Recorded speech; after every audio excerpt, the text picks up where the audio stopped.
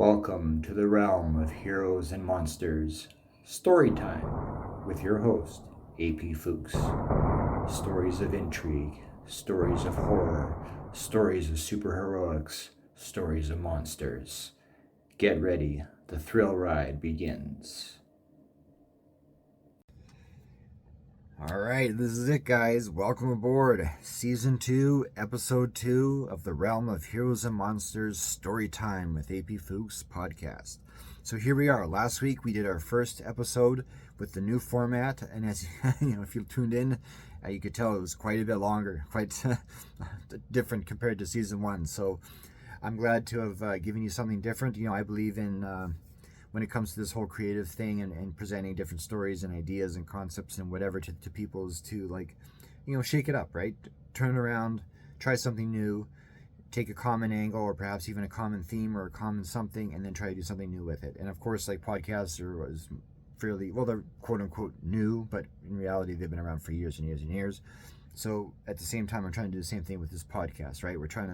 We did a season 1 with one version of story time, and now we're doing season 2 with another version. In other words, changing it up. We're trying to do something new with something that's common. So here we are.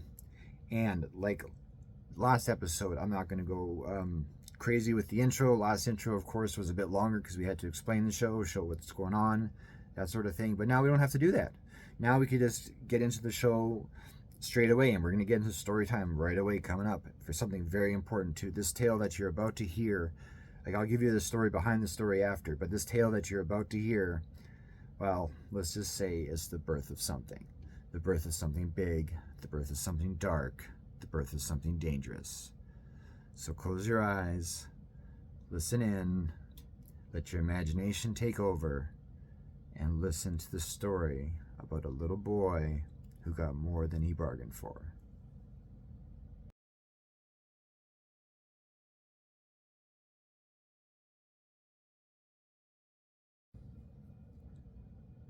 The little boy who would. It didn't really look like her, Jean thought, but it was close enough. He had drawn his mom's face and colored it in as best he could using the crayons from the same box he had since the first grade.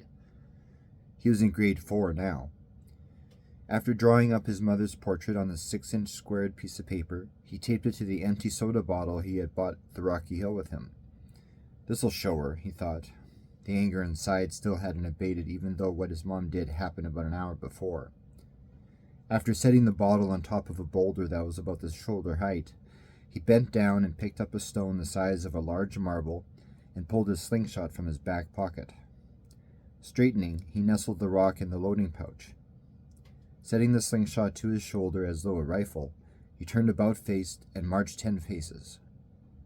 Ready? He stuck the slingshot out in front of him, one hand on the grip, the other maintaining the stone in the loading pouch. Aim! He spun around and aligned the bell of the slingshot's Y with the bottle. Fire! He released the stone. It was a tiny gray blur as it cut through the air. This is what you get, he thought. He was so sure the stone was going to hit the bottle and land squarely between his mother's eyes.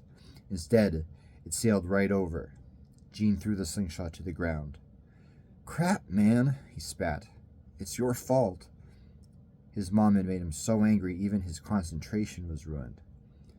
Stuffing his hands in his pockets, he stood staring at the ground for a moment before bending down to pick up the slingshot. As his fingers trailed along the ground before curling themselves under the handle, he inadvertently rubbed away some of the gravelly dust beneath the slingshot and revealed a small spot of glassy purple. Looking closer and wiping more of the dust away with the sleeve of his jean jacket, he uncovered a patch of purple crystal. If it was black, it could have easily been mistaken for mica. He never knew a rock could be purple, though. A few feet away was another small mound of gravel dust. Jean went over to it, squatted down, and batted it away with his sleeve, like he had the other. Beneath it was another smear of purple crystal, this one a little bigger than the other by a good inch or two around. Cool, he said, and scratched at it, thinking maybe he could dig it up. The crystal was as part of the rocky hill he was on as were the boulders that jutted out from it. In his peripheral, he noticed patches of gravel dust began dotting the ground around him, springing up out of the hill like weeds from dirt. Where is it coming from? He thought. The crystal at his feet. What if it was like gold? What if it was worth tons and tons of money? Though only 9 years old, he knew the value of money and that if you had enough of it, you could get anything you wanted. Maybe you can do whatever you want too, he thought. It certainly was possible. After all, Flin Flon, where he lived, was a mining town and was founded because of gold. But how did all those miners miss the purple crystal? Were they blind? I don't care, he said. It's mine now. Hear me, Ma? It's mine now. Mine, and with it I can get all the BB guns I want. 40 zillion of them, if I wanted to. He walked over to the soda bottle, staring a hole into his mom. You won't be able to tell me what to do ever again. Ever. Slingshot still in hand, he wound up, making sure the hard plastic of the V part of the Y would hit it square on, and swung at the bottle. Chink! The bottle went sailing, as did his mom.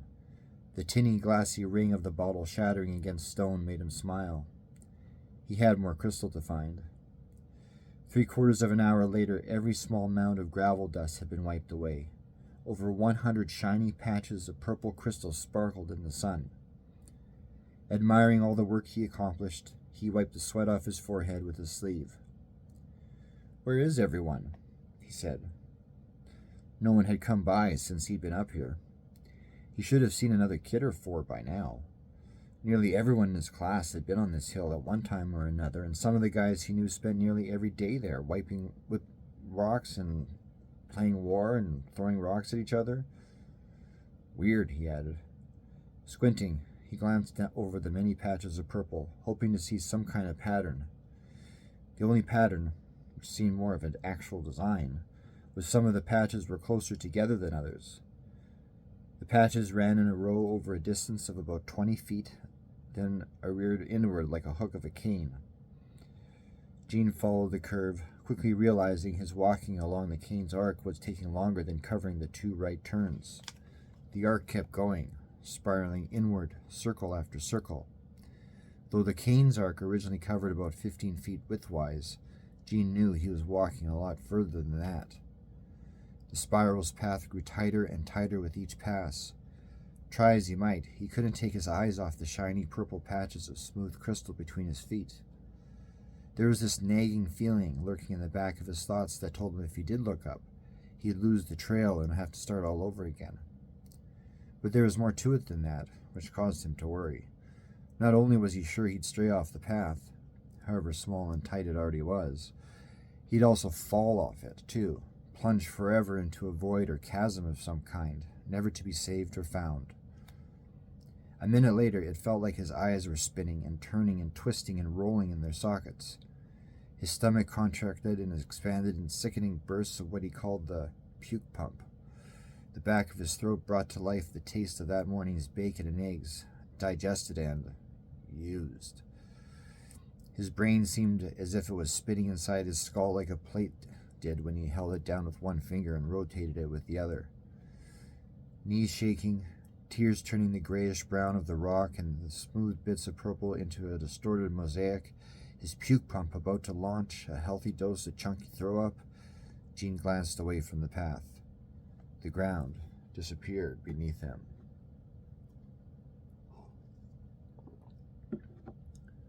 Hello, Gene. Huh? Hello, Gene. Who's there? Hello, Gene. Who's talking? Gene. Hello. Shut up. Turn on the lights. Hello, Gene. Stop saying my name. Hello, Gene. Screaming, Gene spun around in the dark, took a few running steps, then stopped abruptly. Something was in front of him. Someone. Gene. A jolt shot from his hips to the base of his skull. His legs turned to jelly. Who's there? He asked. Someone was there. He heard them breathing. It sounded old, like the way his grandpa breathed. Shaking, not knowing whether to turn around, look up, or feel what or who was ahead, Jean yelped when a hand touched him on the shoulder from behind. Let me go, let me go. Jean. Hello? Want a BB gun? No, I don't want anything. Let me go now. Now. I can give it to you, you know. I can give you more than one, too. I can make it happen. Screaming, Jean took free from the fingers grasping his shoulder and ran into the dark. Looking up, hoping to see an opening, anything that revealed where he fell. His heart broke when there was nothing. No light, no hole showing a blue sky, just darkness. Stomping his foot, he turned in a circle again, doing his best to keep calm. But in spite of any self-reassurances he was going to be okay, his heart steadily beat harder and harder. Jean. The voice, low and spellbinding. Who is that? Tell me. I am magic. I am charm. I make everything okay. Breaking down, face in his hands, Jean sunk to his knees. Was he going to die? Who was with him in the dark? Curse his mother. If she didn't say no to letting him have a BB gun, he wouldn't be down here. He was going to use his own money for Pete's sake. He saved nearly every stinking cent earned from his paper route that summer. It was his money, and he could do with it what he wanted. He deserved it. But no, his stupid mother had to have a hatred for guns, for any weapons. She didn't even want him to have his slingshot, but thank God for Dad's. His dad was able to talk his mom into letting him have the slingshot, but only if he agreed to always use it outside and never ever aim it at anyone or anything alive. That even included the trees, as far as his mother was concerned. That was why he always went to the hill every time he wanted to fire a few off. It's okay, Jean. I'm here for you. Do you want to go home? Yes, let me out of here. He wiped his eyes, partly ashamed he was crying. Such a baby. Can I come with you? His lower lip trembled as more tears came to his eyes. Try as he might, he couldn't bite back the tears. I don't know. He wiped his eyes again. Mom! The back of his throat burned from his scream. Swallowing was like trying to down a jawbreaker. Mom! Coughing, a sickening metal taste filled his mouth. He spat. It was so dark he couldn't even see he accidentally spat on his shoes. He only felt it. Dad! Mom! Help! Mouth dry, lips pasty, he winced when whoever was in the dark with him spoke again. If you had that BB gun, you wouldn't be down here now, would you? If you had that BB gun, you wouldn't be in the dark with me. If you had that BB gun, you wouldn't be crying. Quiet! He demanded. He spun on his heels and after one step found himself under the yellow of a street lamp, that antique kind you saw in history books and old movies. The lamp cast a small circle of light, perhaps only 7 or so feet from one side to the other. Jean ran to the lamppost and hugged it tight. The post's black metal was warm and comforting. He hung on to it for a good while before letting go. When he turned around, a glossy wooden table with round legs and a chair with a round seat were now in a circle with him. He glanced up at the street lamp again, a brief beat of dull pain pulsing against the back of his eyes. When he looked at the table again, a deck of blue, flower-patterned cards sat neatly at the table's center.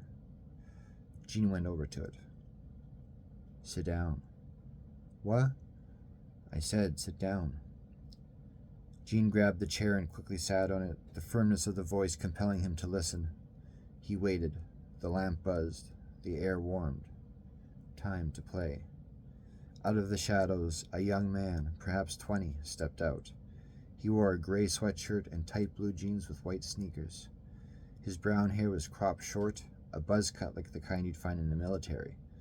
His blue eyes, gentle as his mother's touch, set Jean at ease. Hello, the man said. His voice was soft and clear, sounding nothing like the haunting voice Jean had heard coming from the darkness moments before. Hi, Jean replied. The man came over, his eyes never leaving Jean's. He sat down. We're going to play a game. What kind of game? I'm not supposed to talk to strangers. The man glanced at the cards on the table and stuck out his hand for a handshake. I'm Bill, by the way. I already know your name. Gene nodded. His heart sped up, but quickly slowed when Bill's reassuring eyes comforted him. It's a very simple game, Bill said. He picked up the deck of cards from the table and split it in the middle. This is a deck of cards. Yeah, duh. Bill grinned. There are two halves. One, in my left, has blue flowers on the back. The other, red flowers. But remember, they are from the same deck. With me so far? Sure, Gene said. Do you think I'm stupid or something? He slid his chair closer to the table. The fact he was in a strange, dark place somewhere below the rocky hill didn't cross his mind. It was cozy here, like it was when you curled up in bed and hid beneath your quilt. Each half has two suits. You do know what a suit is, right? Bill said. Yep. Hearts and diamonds and spades and clubs. Oh, and jokers too. Very good. But this deck is a little different. Each suit is numbered 1 through 13. There are no face cards. No ace either. Just a 1 instead. And no jokers. Got it? Yes. His right thigh rapidly bounced up and down, a nervous habit. Now, we each get half the deck, the one with the red flowers or the one with the blue. He gesticulated with each half deck. Now here's how the game works. We flip a coin to see who goes first. Whoever goes first can choose to lay down either one card or two. If you lay down two, each card must be from a different suit. The suits that belong to the red deck are reason and fear. The suits belonging to the blue are wishes and hope.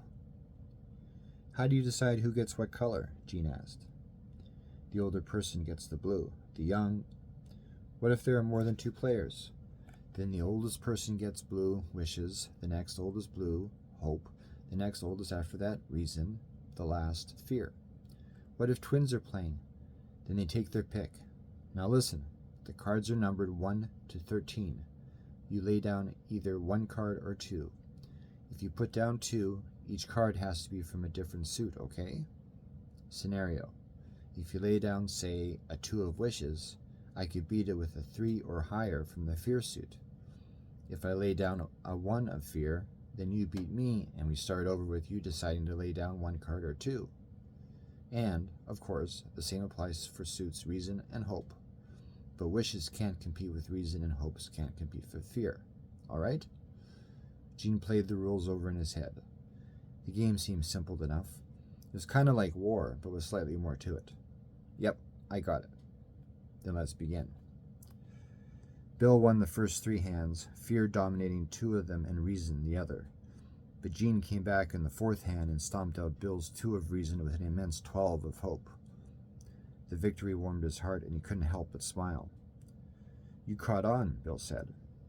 Yep, sure did, Gene said. Bill set down a pair of 6s, one from fear and the other from reason. Say if you lay down a 5 of reason and a 6 of fear, Gene said, and I laid down a 7 of hope but only a 2 of wishes. That's a tie, right? Depends on the numerical difference between the suits. Using your example, if you laid down a 7 of hope, you beat my 5 of reason by 2. However, your wishes lost by 2 fear by a value of 4. Which is greater, 2 or 4? 4, he murmured, and spoke up. But what if I beat one of them by 3 and lost another by 3? Then what? Then it's declared an official tie, and each of us get a point. In this case, you have to beat my fear card with a 7 or higher. Same with my reason card. What if... Just play. Eyeing Bill's 2 6s, Gene drew one card from each of his own piles, and when he flipped them over, he was relieved when he saw he had turned over an 8 of hope and a 10 of wishes. Bill proffered a golfer's clap. Bravo, Gene. Well done. Gee, thanks, mister. Bill, I meant to say. Grinning, Bill straightened his reason and fear decks. Gene leaned down his next card. Only one this time, a 1 of wishes. Just one wish, he thought absent-mindedly. But what is your wish? Bill asked. Just... He bit his tongue. Mom said no. I just hope that... She would buy it for me. His heart was heavy. All I wanted was a BB rifle. Is that bad? No, Bill said. It is not bad. You had a desire and you had it turned down. It happens. Sometimes you don't get what we want. Gene sat back and folded his arms, frowning. We should. Do you think the world would be a better place if everyone got what they wanted? I know I'd be happy if I got everything I wanted, he thought. Yeah, then people wouldn't get mad when they couldn't get what they really wanted. Bill paused a moment, squinting one eye. Then he said, Can I tell you a secret? Shrugging first and sitting back in his seat, Gene said, Yeah? When you beat me there with your stronger wishes and hope cards against my fear and reason cards, you helped someone achieve what they wanted, get what they wanted. I did? How? This guy was a nut. These are special cards, Gene, Bill said, and if you and I keep playing, and if you keep winning, you can help other people get what they want. Really? But how do I keep on winning? Well, the only bit of advice I can give you is that you listen to your heart when it comes to choosing to lay down 1 or 2 cards whenever it's your turn to start a hand. Remember, with 2 cards, you risk a chance of a tie, and though we each get a point, someone out there gets what they want and someone else doesn't. Then I can play just 1 card all the time, he thought cleverly. Okay. Bill said they would finish their current game, then begin the next hand. I'm going to beat you, you know, Gene said. I don't know about that. There are a lot of people to help. Whenever you're ready. Let's go. Even after all this time, Gene was still shamed by his nakedness. The years, he had outgrown his pants and underwear long ago. He only wore his sweatshirt when he was cold, and that lasted only a short time until the pressure of a boy's shirt against a man's frame was too restrictive, making it difficult to breathe. Now a man, mid-30s would be his guess, but he didn't know how long he'd been down here. His dark hair long and matted, hanging down to his bottom, his beard almost as long, hanging past his gut. His skin was pale and blistered with sores. Some of his wounds still hadn't healed. He hadn't had a real meal in decades. Many years before, after several hours of playing that card game of wishes and hope and reason and fear, Gene had wanted to leave. Bill wouldn't let him. Bill said there was no way out. He said he had to keep playing, keep helping people. So Gene played a little longer and asked to leave again. Bill still said no. Figuring it was only a matter of time before Bill would call it quits from being too tired, Gene thought he'd escape while Bill was asleep. But Bill didn't sleep that night, or any other to follow. Bill never slept. Only allowed to rest a bit here and there, Gene was told he had to keep playing the game, keep helping people get what they wanted, keep satisfying wishes and hopes and warding off fear, getting things sometimes, in spite of reason. Perhaps a week or so into the game, Gene threw over the table, the cards scattering across the stone floor. He told Bill to rot in hell and refused to play. What a mistake, Gene thought. He remembered Bill somehow appearing behind him and with thick fingers grabbing him by the scruff of the neck, dragging him into the darkness. Gene never forgot the first time he felt the hot sting of a lead-beaded whip tear into his back. Never forgot the soothing warmth of blood oozing over the wounds, temporarily washing away the pain. From then on, with each refusal to play, he was beaten. With each attempt at escape, he was beaten worse. Bill barely fed him, only gave him enough food and water to survive, but not enough to keep him strong. Head heavy, eyes drooping, Gene was prepared to sell his soul, just to die and be rid of Bill and that blasted card game. But you're helping people, Gene thought. You're doing the right thing, but you're also losing your own life. There's no way out. There's nothing down here except Bill and fear and reason and wishes and... There was no hope. Not anymore. Gene looked at Bill's 11 of fear. I have a 2 in 13 chance of beating him and a 1 in 13 chance of tying him. He'd played this hand hundreds of times before. Sometimes he won and sometimes not. If his stomach wasn't so empty, He would throw up from just looking at the cards. Instead, he was forced to endure nauseating throbs and gut-twisting sickness. He forced himself to remain seated at the table, forced himself to play.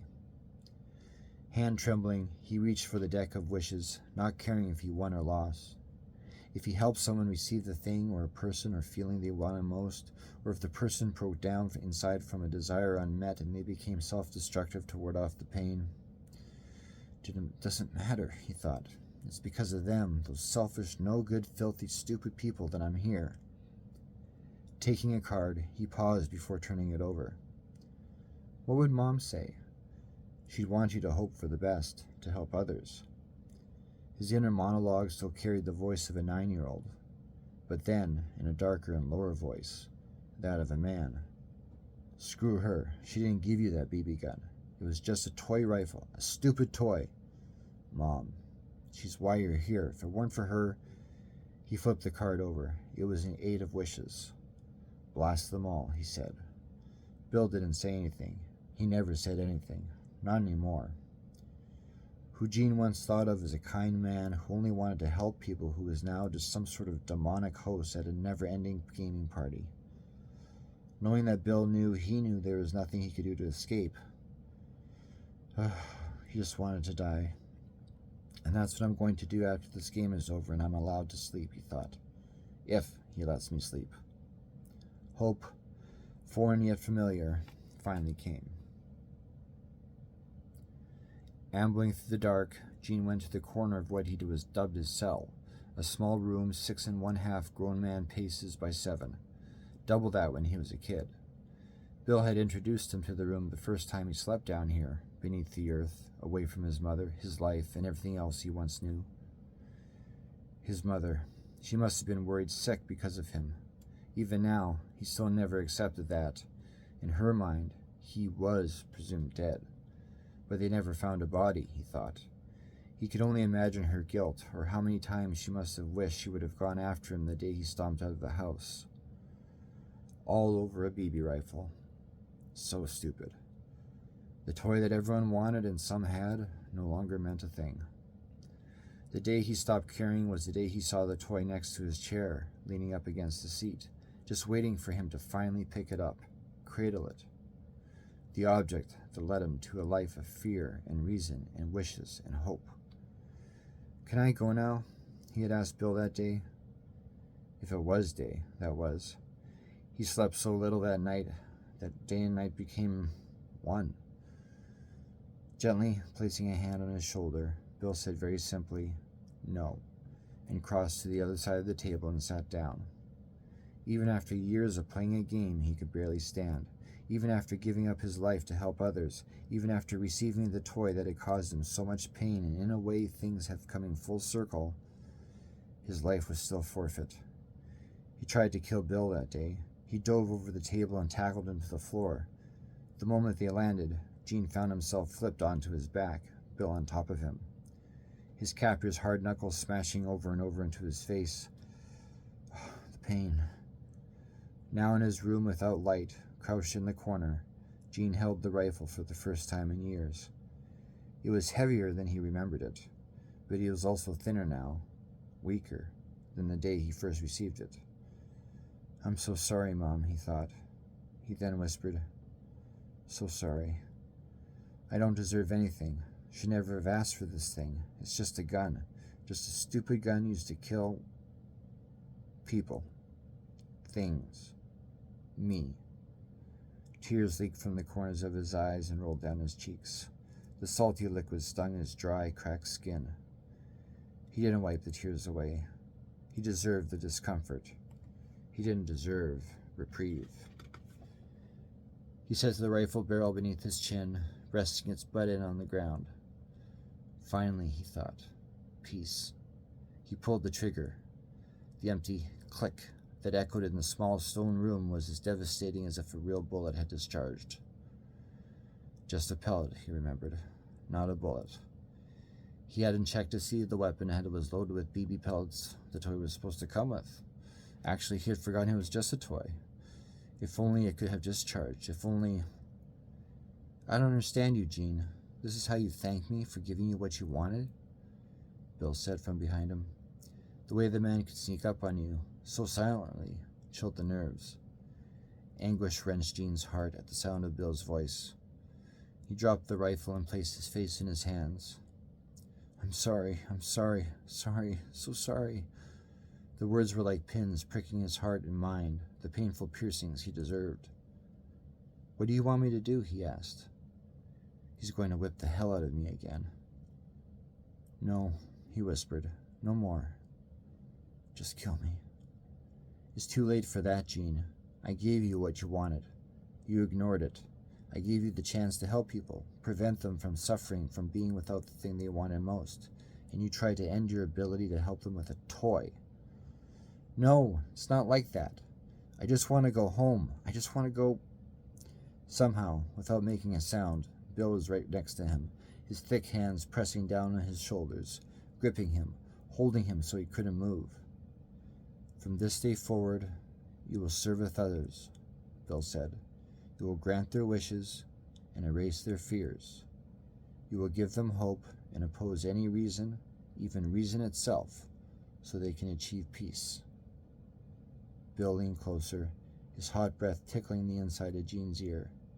You will not rest until everyone living is helped. Every single one. Tears flowed freely. Gene could barely find the strength to speak. But that's impossible. I can't. Too long. I can't do it. Releasing him, Bill stood. I know.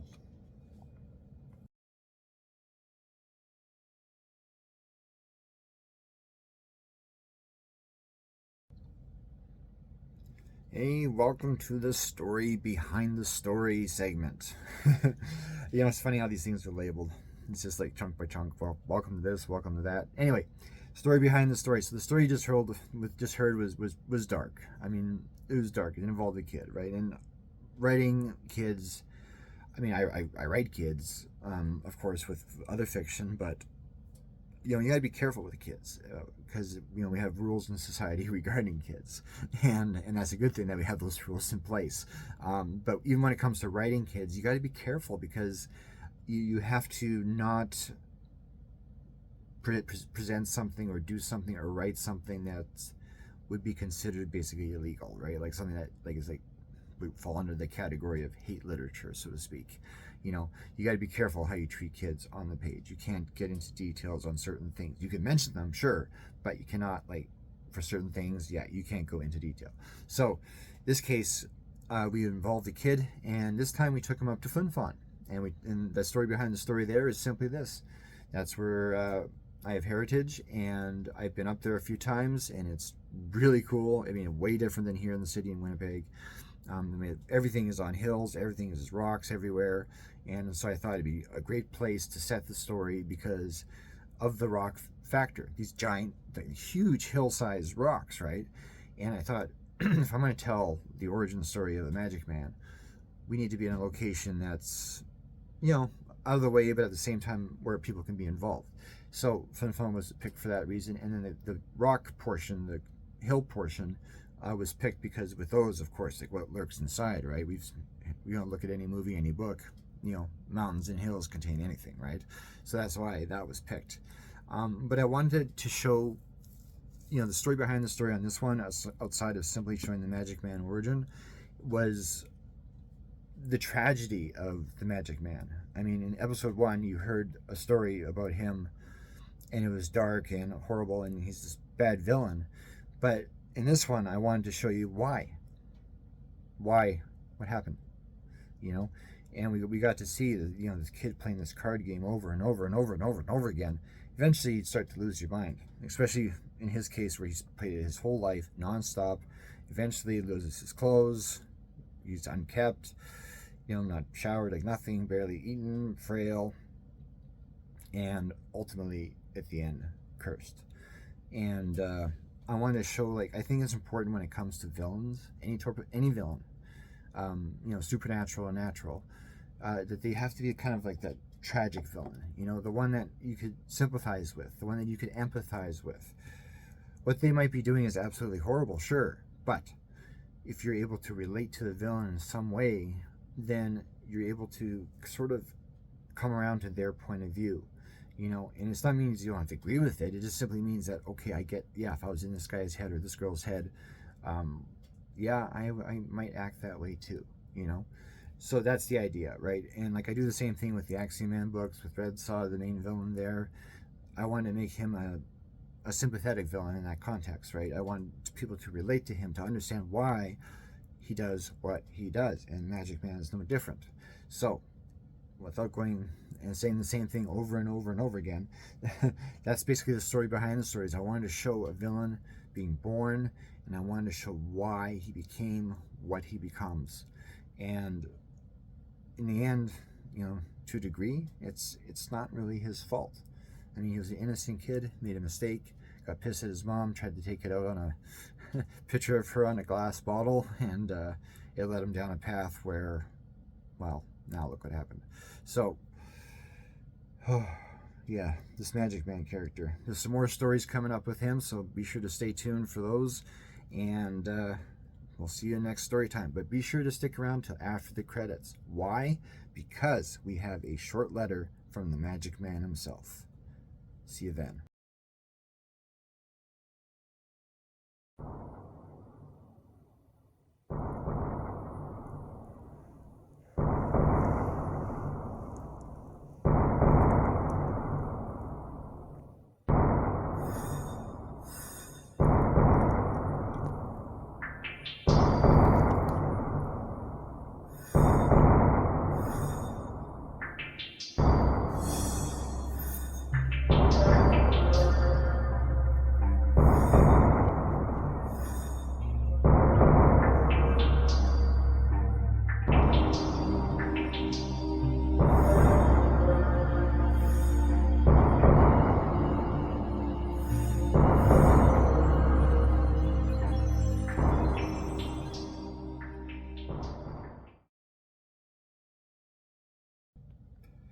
Thanks for sticking around to after the credits, and for your pleasure, here we have what's called the desecration of is.